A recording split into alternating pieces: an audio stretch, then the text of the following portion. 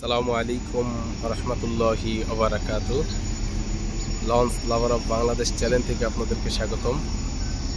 আপনারা দেখছেন এমভি ইমাম হাসান 7 দা ঢাকা চাঁদপুর ঢাকা চলাচল করে।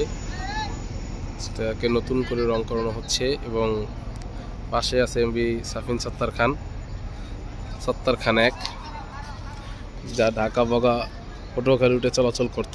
এখন সে জামাল গ্রুপের বহরে যুক্ত হয়েছে, দেখতেই পাচ্ছেন।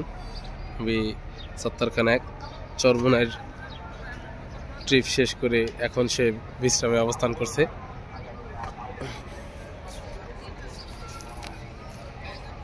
ও মাটির উপরে পুরোপুরি উঠে গিয়েছে এমভি চাঁদনী 1 নৌযানটি, দেখতেই পাচ্ছেন। এমভি চাঁদনী 1 পুরোপুরি মাটির উপরে উঠে গিয়েছে।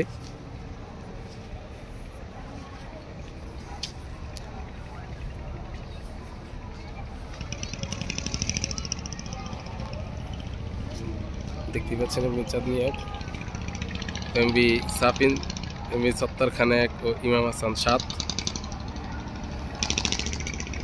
পিছনেই আছে জামাল 9, এমভি জামাল 9 পিছনেই অবস্থান করতেছে। আজকে 15 দিন থেকে এসেছে ট্রিপ নিয়ে।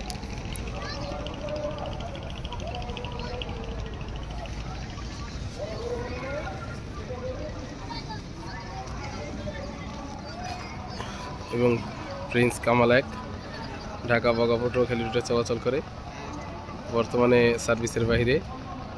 চরমোনাই ট্রিপের পরে সার্ভিসে যুক্ত হয়নি এখন পর্যন্ত। এবং এমভি ঈগল 9 টুকিটাকি সংস্কার কাজ করানোর জন্য ডগইয়ার্ডে অবস্থান করতেছে এমভি ঈগল 9 বর্তমানে।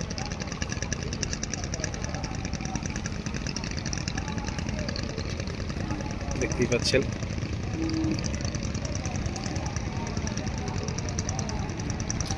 এমভি ঈগল 9 টুকিটাকি সংস্কার কাজ করানো হচ্ছে।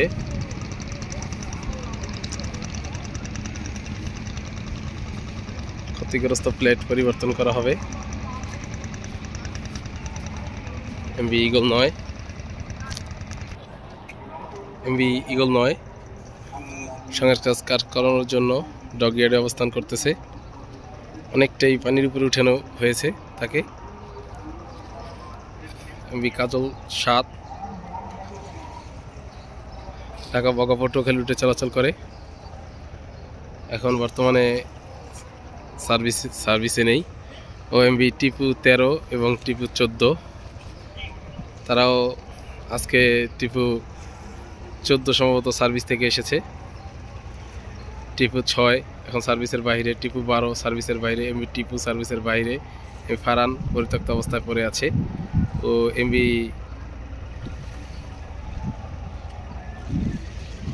টিপু 7+এর কোনো আসার নামগন্ধই নেই।